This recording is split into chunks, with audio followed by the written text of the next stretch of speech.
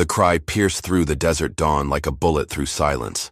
Silas Crow pressed his bloodied hand against the gunshot wound in his chest, certain his mind was playing tricks on him. Men don't hear babies crying when they're bleeding out alone in the wasteland. But there it was again, that desperate, innocent wail cutting through the morning air like a knife through his soul. He dragged himself toward the sound, each step sending fire through his ribs. The bullet had found its mark 3 hours ago, courtesy of the Morrison gang's best shooter. Silas had taken 2 of them down before catching lead, but the third had gotten away. Now he was dying slow and painful, just like he'd always figured he would. The crying grew louder as he stumbled around a cluster of weathered rocks. What he saw made him forget the pain burning in his chest. There, sitting in the middle of nowhere, was a pine coffin, small, child-sized, and from inside came the unmistakable sound of a baby's desperate cries. Silas fell to his knees beside the coffin, his vision blurring. The lid was slightly ajar, and through the gap he could see movement. A tiny fist pushed through the opening. Someone had put a living baby inside a coffin and left it out here to die. His trembling hands lifted the lid completely, and his heart nearly stopped. A baby boy, maybe 6 months old, lay wrapped in a dirty blanket. The child's face was red from crying, but alive, very much alive. The baby's eyes found his, and for a moment the crying stopped. But it was what Silas saw carved into the inside of the coffin lid that made his blood turn to ice. There, burned deep into the wood with crude letters, was a name. His name. Silas Crow. Someone had put this baby in a coffin marked with his own name. Someone knew he would find it. Someone wanted him to find it. The baby reached toward him with tiny fingers, and Silas felt something crack inside his chest that had nothing to do with the bullet wound. In 37 years of living by the gun, he'd never held a child. Never wanted to. Never thought he deserved to touch something so pure with hands that had spilled so much blood. But as the baby's cries grew weaker, Silas realized this child would die out here if he didn't act. And he was dying too. 2 lives hanging by a thread in the middle of the desert, brought together by someone who knew exactly what they were doing. The gunslinger lifted the baby from the coffin with shaking hands. The child immediately quieted, tiny fingers grasping at his vest. For the first time in years, Silas felt something other than emptiness in his chest. But who had done this? Who knew his name?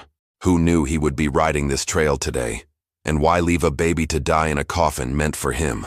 As the sun climbed higher, casting long shadows across the desert, Silas knew one thing for certain.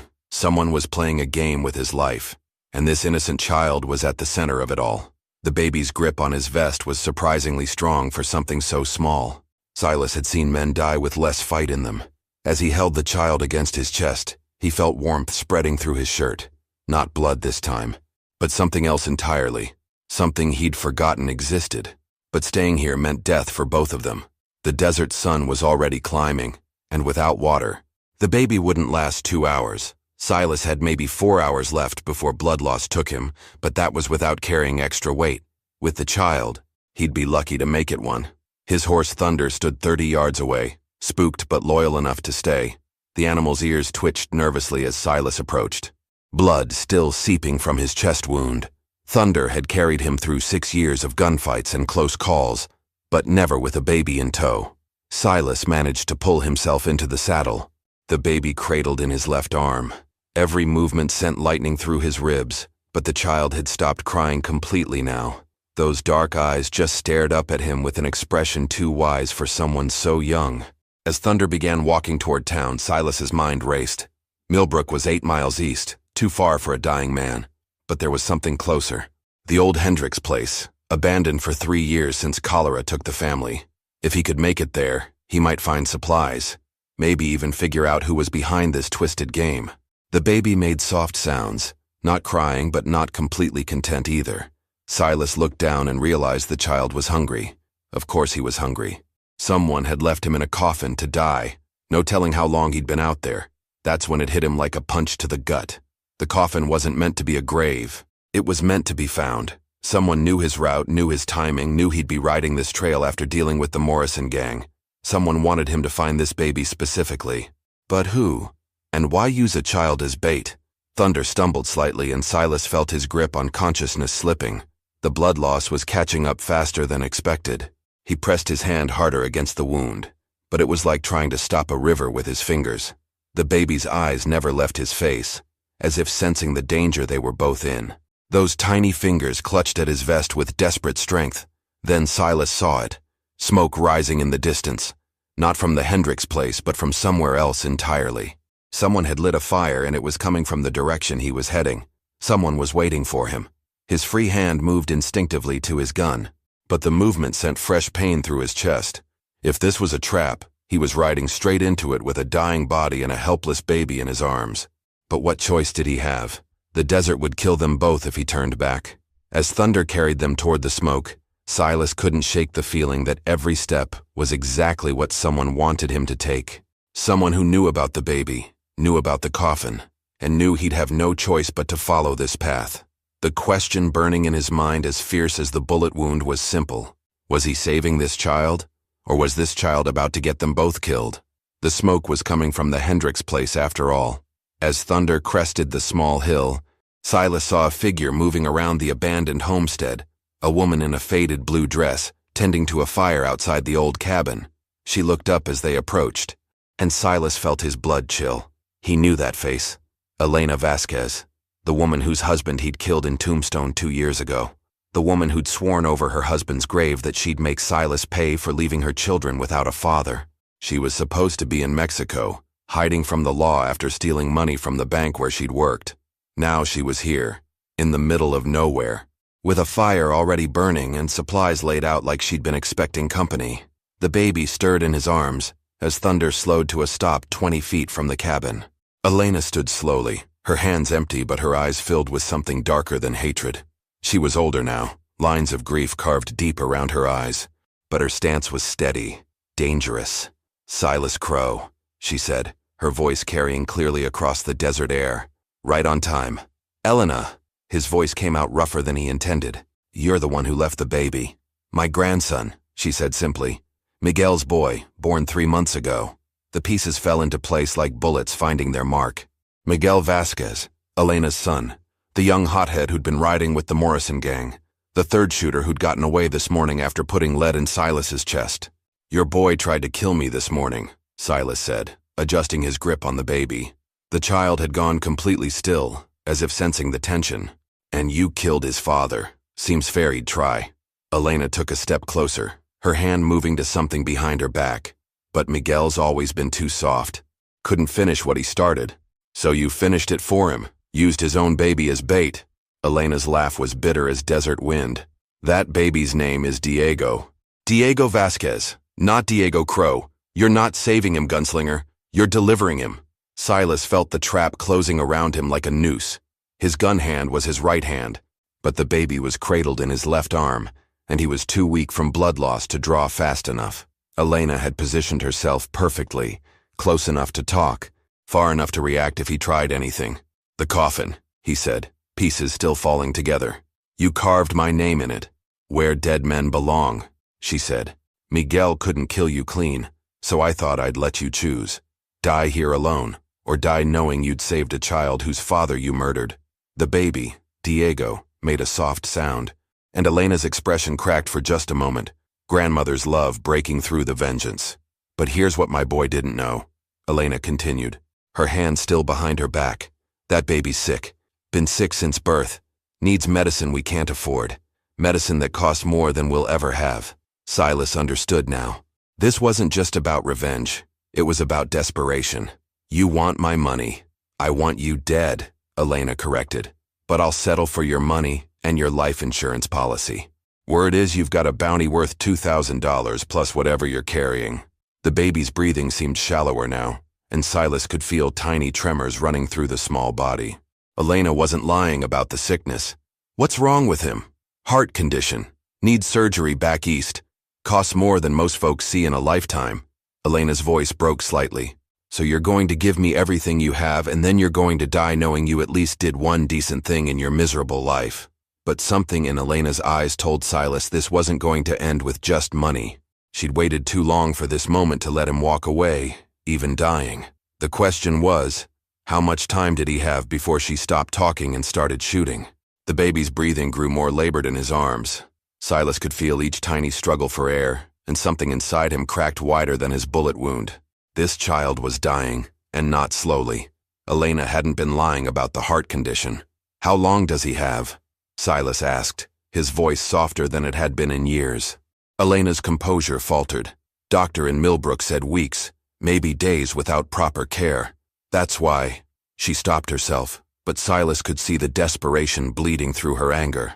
"That's why you set this trap. You're not just after revenge. You're trying to save him. Don't you dare try to make this about nobility," Elena snapped. "You destroyed my family, killed my husband for $20 and a card game argument. This baby is dying because we can't afford to save him." Silas felt the weight of every life he'd taken settling on his shoulders like desert sand. Carlos Vasquez had been cheating at cards, true enough, but the man had also been trying to win money to feed his family. Silas had known that and killed him anyway. The baby's eyes fluttered open, looking directly at Silas with an expression that seemed to pierce straight through to his soul. Those weren't the eyes of someone dying. They were the eyes of someone fighting. "There's a doctor in Phoenix," Elena continued, her voice breaking. "Surgeon who can fix hearts like Diego's. But it costs $3,000, more money than my family will see in 3 lifetimes. Silas had $4,000 in his saddlebags. Money from years of bounties, gunfights and jobs that kept him alive but never let him live. Blood money that had never done anyone any good. "You can have it all," he said quietly. "Every cent. But you let me take him to that doctor first." Elena's hand moved from behind her back, revealing an old Navy Colt. Her father's gun, if Silas remembered right. "You think I'm fool enough to trust the man who murdered my husband?"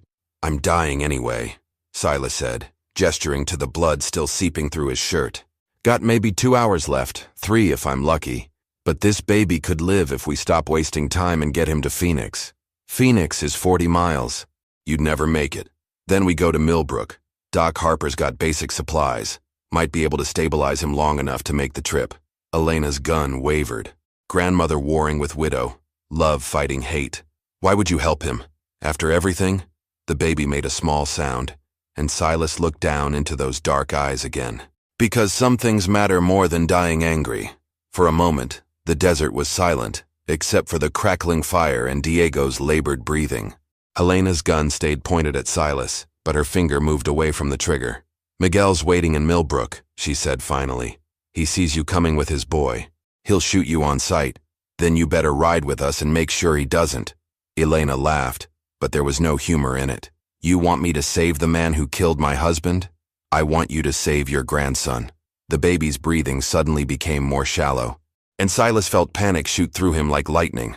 Diego's lips were turning slightly blue and his tiny body was going limp. "He's getting worse," Silas said urgently. "We need to move now." Elena saw it too. Her gun lowered as she stepped forward, reaching for her grandson. But as her hands touched the baby, Diego's breathing seemed to steady slightly, as if being near family gave him strength to fight a little longer. "There's a wagon behind the cabin," Elena said, her voice thick with tears she refused to shed. "Miguel brought supplies thinking we'd need them after. Get it hitched. Fast." But as Elena hurried toward the cabin, Silas heard something that made his blood freeze. Hoofbeats. Multiple horses, riding hard and coming fast. Miguel wasn't waiting in Millbrook after all. He was coming here, and he was bringing friends. 3 riders crested the ridge, moving fast with dust clouds trailing behind them. Miguel Vasquez rode in front, his face twisted with rage even from a distance.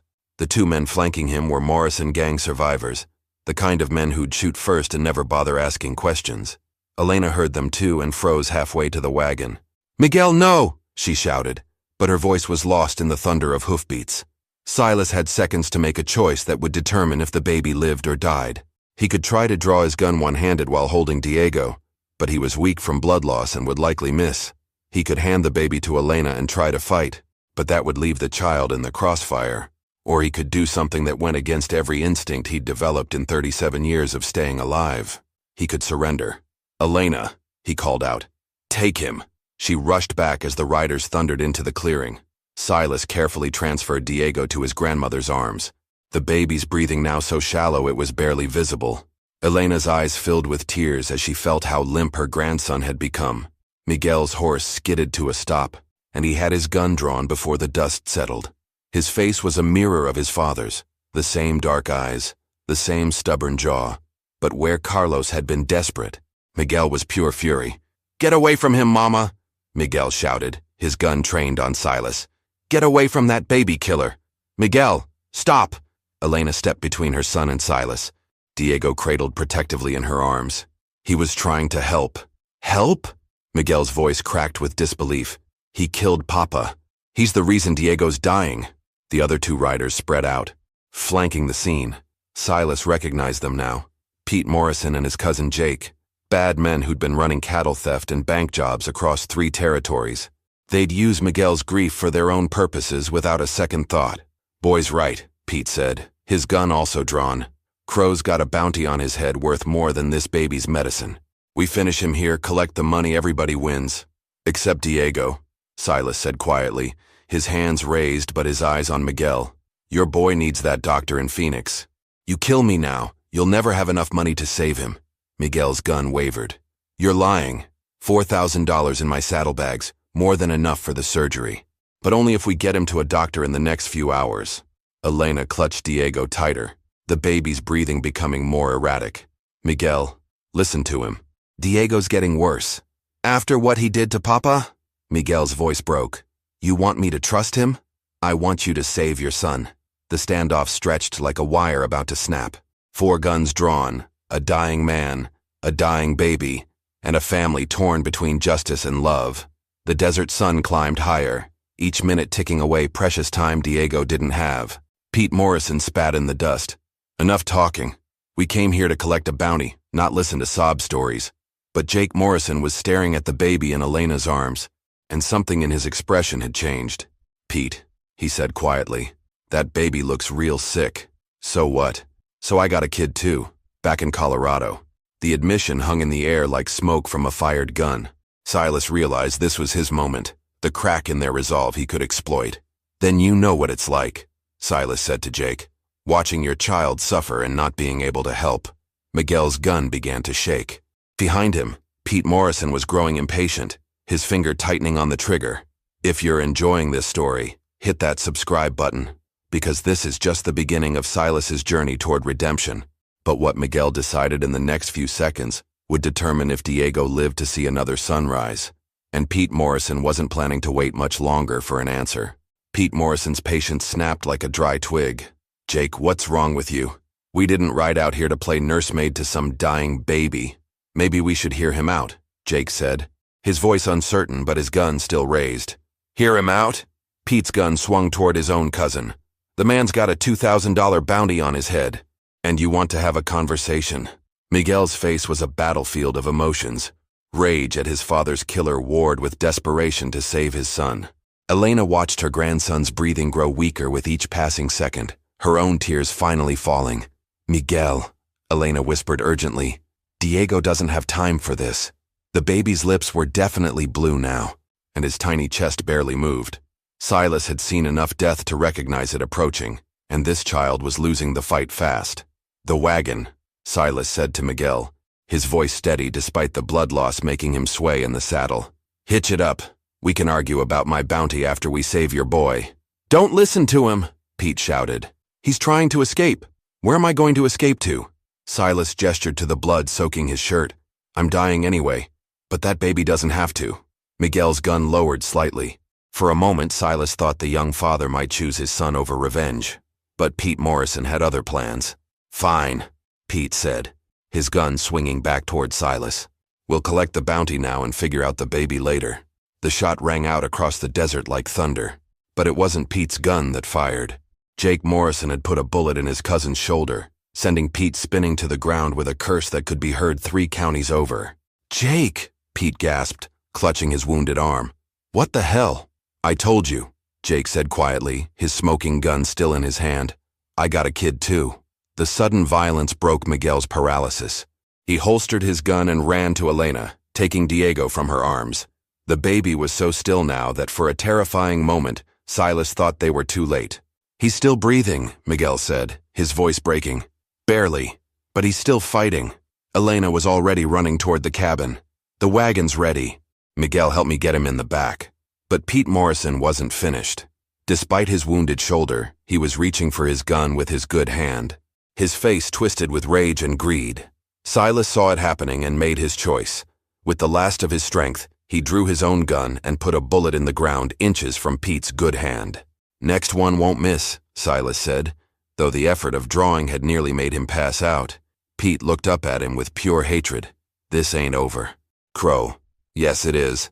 Jake Morrison dismounted and helped his wounded cousin to his feet. "Pete, we're leaving. Now." "You're making a mistake, Jake." "Maybe," Jake said, glancing at Diego in Miguel's arms. "But I can live with this mistake." As the Morrison cousins rode away, Pete still cursing and threatening revenge, Silas felt his strength finally giving out. He slumped forward in his saddle, only Thunder's steady stance keeping him upright. "Miguel," Elena called from the wagon. "We need to go now." Miguel looked between his dying son and the man who'd killed his father. The choice that had seemed impossible minutes ago was now crystal clear. "Help me get him in the wagon," Miguel said to his mother. Elena's eyes widened. "You mean, he's coming with us? Diego needs that money, and Crow's the only one who knows where it is." As they carefully moved Silas from his horse to the wagon bed, the gunslinger felt something he hadn't experienced in years. Not forgiveness, that would take more time than he had left, but something close to it. A chance to die for something other than pride or money. Diego lay beside him in the wagon, both of them fighting for every breath. But as Elena climbed into the driver's seat and Miguel mounted his horse to ride alongside, Silas allowed himself one small hope. Maybe this baby would live. Maybe some good could come from all the blood on his hands. But they still had to reach Millbrook alive, and the desert wasn't done testing them yet. The wagon wheels ground against desert hardpan as Elena pushed the horses harder than she should have. Every bump sent fresh waves of pain through Silas's chest, but he bit back any complaints. Beside him, Diego's breathing had become so shallow it was barely visible. Miguel rode alongside the wagon, his eyes constantly scanning the horizon. Pete Morrison might have ridden off, but men like that didn't forget $2,000 bounties easily. They'd be back, probably with reinforcements. "How much further?" Elena called over the noise of the wheels. 3 miles, Miguel answered, but his voice carried doubt. 3 miles was still too far for either of the dying passengers in the wagon bed. Silas reached into his vest pocket with trembling fingers and pulled out a small leather pouch. Inside were pills Doc Harper had given him months ago for pain. Laudanum-based, strong enough to put a man to sleep permanently if he took too many. But they might buy Diego time. "Elena!" he called out weakly. "Stop the wagon." "We can't stop. Diego's getting worse. That's why we need to stop." Elena pulled on the reins, bringing the horses to a reluctant halt. Miguel dismounted quickly, his face showing the strain of watching his son fade away minute by minute. Silas held up the pouch. "Pain medicine. Strong stuff. Might slow his heart rate down, make him need less oxygen." Miguel's eyes narrowed with suspicion. "You want to drug my baby?" "I want to keep him alive long enough to reach the doctor." Silas's voice was getting weaker, but his conviction was strong. "It's risky, but doing nothing is certain death." Elena climbed into the wagon bed and looked at her grandson. Diego's lips were nearly purple now, and his tiny fingers had gone limp. She'd watched her husband die, and she recognized the signs. "How much?" she asked Silas. "Quarter of a pill. Dissolved in water. Might buy us an hour, maybe 2.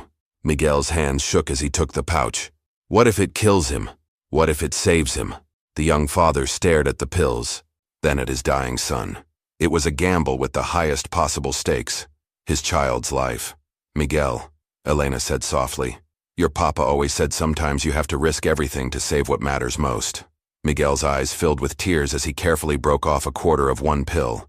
Elena had a small canteen of water, and they dissolved the fragment as carefully as possible.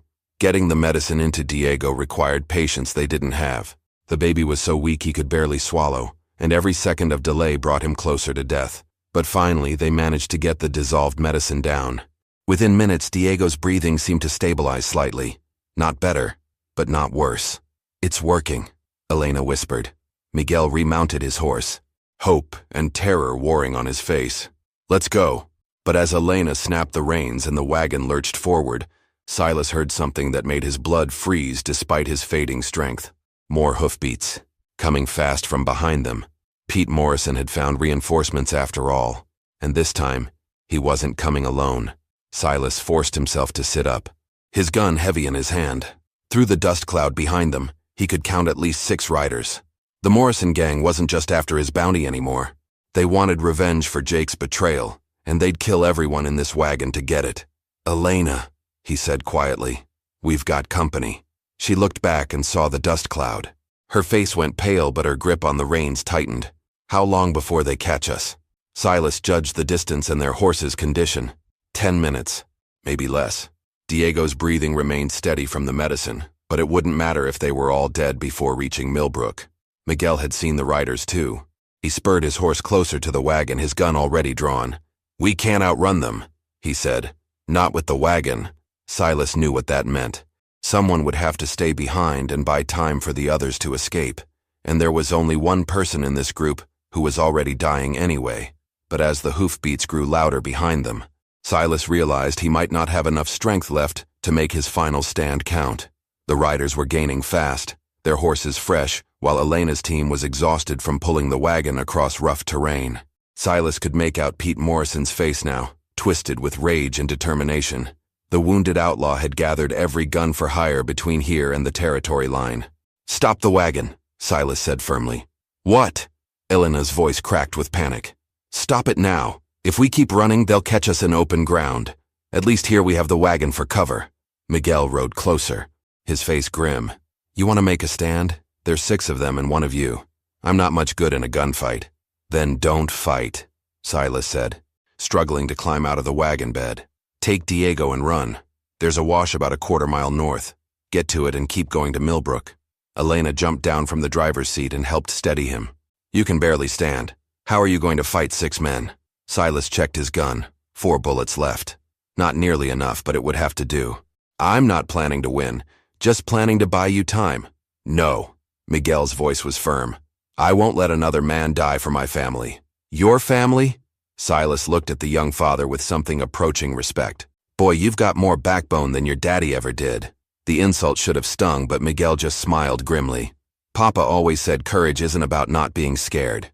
It's about doing what's right when you are scared." The hoofbeats were close enough now to feel through the ground. Diego stirred slightly in Elena's arms, the medicine keeping him stable but still desperately sick. "Elena," Silas said urgently, "take him and go.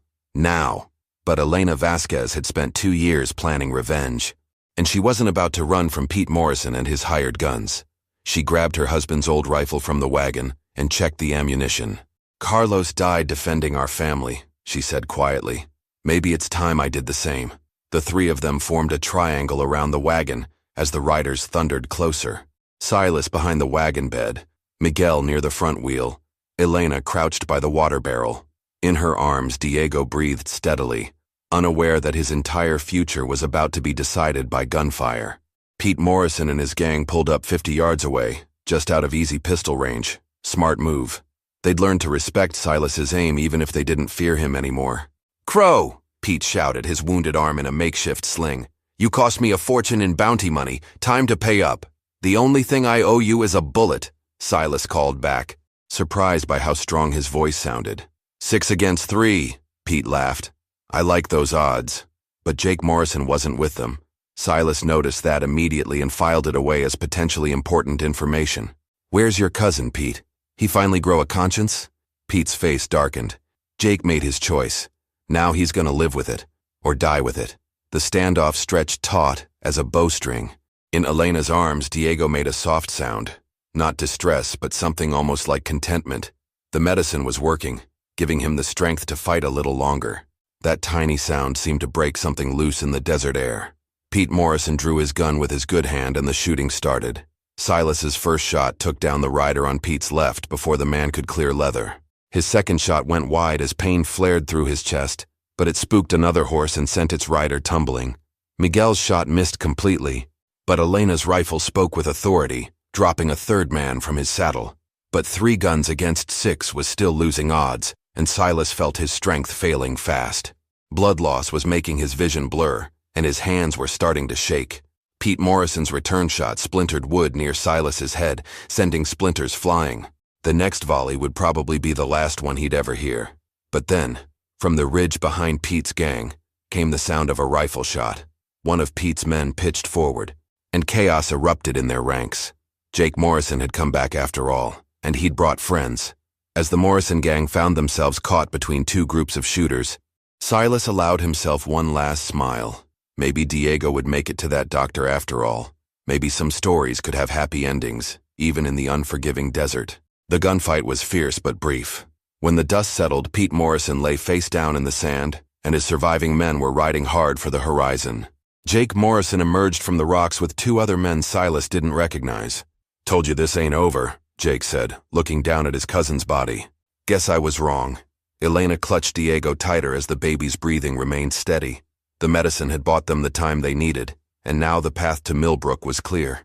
Silas felt his legs giving out and sat down hard against the wagon wheel. His vision was getting darker around the edges, but Diego was alive. That had to count for something. "Miguel," he said weakly. "My saddlebags, $4,000. Get your boy to that doctor." As Miguel retrieved the money that would save his son's life, Silas closed his eyes and felt something he hadn't experienced in 37 years of violence. Peace. The desert sun climbed higher, but for the first time in longer than he could remember. Silas Crow wasn't running from anything. He was exactly where he needed to be, doing exactly what needed to be done. And that baby was going to live. If you enjoyed this story of redemption in the Old West, make sure to subscribe to our channel for more tales of courage, sacrifice, and second chances. Now click on the video on the screen to hear a story even better than this one, with a twist so powerful you won't forget it anytime soon. Click on the video now.